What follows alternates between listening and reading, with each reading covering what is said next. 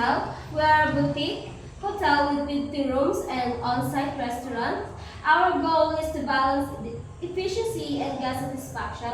Let's start with staffing needs. So, here's the breakdown.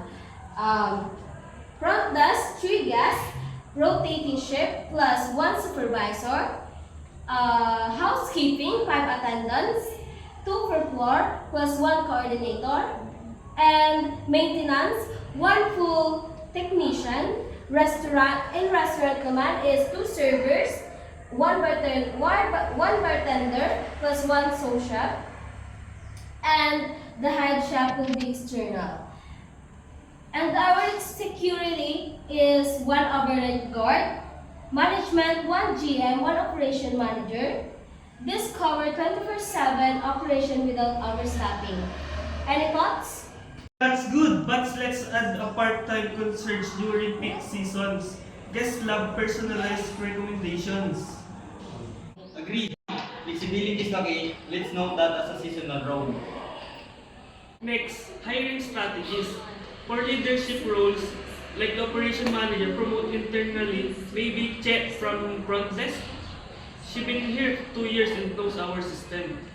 For specialized roles like sous chef or tech savvy, front desk agents will next external hires.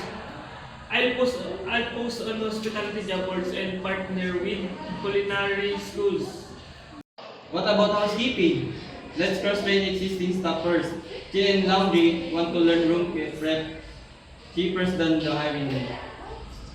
Oh, that's perfect. Balance external promotion for loyalty and external hires for fresh skills.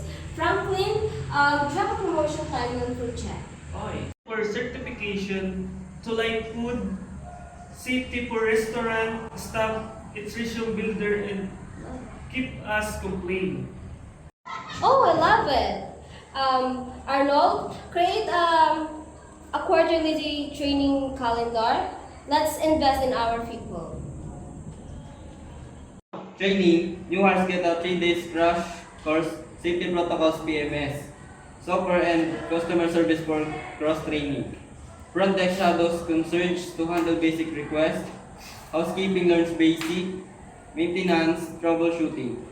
Monthly workshop on conflict and resolution, upselling, and leadership training for she's promoted. So last piece, keeping everyone motivated. Any ideas? I have an idea. Performance bonuses, top reviews from guests, 200 pesos gift cards. Also, employee of the month gets prime parking spot. I have an idea too. Flexible scheduling for students or parents. And shout-outs in stream meetings, small recognition goes a long way. Oh, it's also map career path. Chat moves to operation manager, and then maybe GM someday. People stay if they see growth. Adding all this to the plan, we'll review salaries quarterly to market rates keep us competitive. Oh, great work! Pilot plan covers staffing gaps, smart hiring, skill building, and rewards. Let's present this to the GM tomorrow.